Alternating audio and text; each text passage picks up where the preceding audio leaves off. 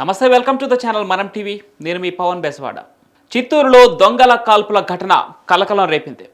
ఈరోజు ఉదయం 6 గంటల సమయంలో 6 దొంగలు గన్స్తో ఓ ఇంట్లోకి చొరబడ్డారు. దీంతో అలర్ట్ అయిన ఇంటి యజమాని పోలీసులకు సమాచారం అందించాడు.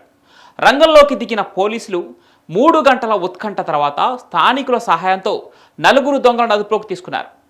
పుష్ప కిడ్స్ వరల్డ్ షాప్లోకి చొరబడ్డ 6 దుండగుల్లో 2 లోపలే ఉన్నట్లు గుర్తించిన పోలీసులు ఆక్టోపస్ బలగాల సాయంతో ఆ 2 దొంగలను కూడా పట్టుకున్నారు. మొత్తంగా 6 దొంగల నుంచి తుపాకులు, బుల్లెట్లను స్వాధీనం చేసుకున్నారు. ఈ ఘటనలో కిడ్స్ వరల్డ్ యజమాని చంద్రశేఖర్కు స్వల్పంగా గాయాలయ్యాయి. ఈ దొంగలు కేవలం దోపిడీకే వచ్చారా లేదా పర్సనల్ గొడవలు ఏమైనా ఉన్నాయా, అదీ కాదంటే పక్కనే బ్యాంకు రాబరీ చేసేందుకు వచ్చారా అన్న కోణంలో విచారణ చేశారు పోలీసులు. ఈ విచారణలో దోపిడీకి కారణమైన అసలు గుట్టు బయటపడింది. కిడ్స్ వరల్డ్ యజమాని చంద్రశేఖర్ ఇంట్లో దోపిడీకి చిత్తూరుకు చెందిన ఓ ఫర్నిచర్ యజమాని ఓ ముఠాతో డీల్ చేసుకున్నట్లు గుర్తించారు. దొంగలు రబ్బర్ బుల్లెట్లు వినియోగించే తుపాకులతో ఇంట్లో దోపిడీకి ప్రయత్నం చేసినట్లు తెలిపారు.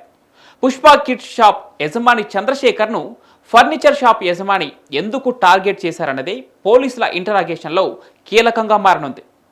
ఫర్నిచర్ షాప్ నిర్వహిస్తున్న యజమాని అప్పుల పాలయ్యారని, అందుకే చంద్రశేఖర్ ఇంట్లో దోపిడీకి ప్లాన్ చేసినట్లు అనుమానిస్తున్నారు.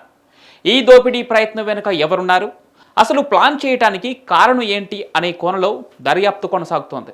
మరోవైపు దుండగుల వద్ద తుపాకులున్నాయన్న సమాచారంతో ఏపీ ప్రభుత్వం కూడా అప్రమత్తమైంది. వెంటనే ఆక్టోపస్ బలగాలను రంగంలోకి దింపింది. మొత్తానికి పోలీసుల ఆపరేషన్ సక్సెస్ అయింది.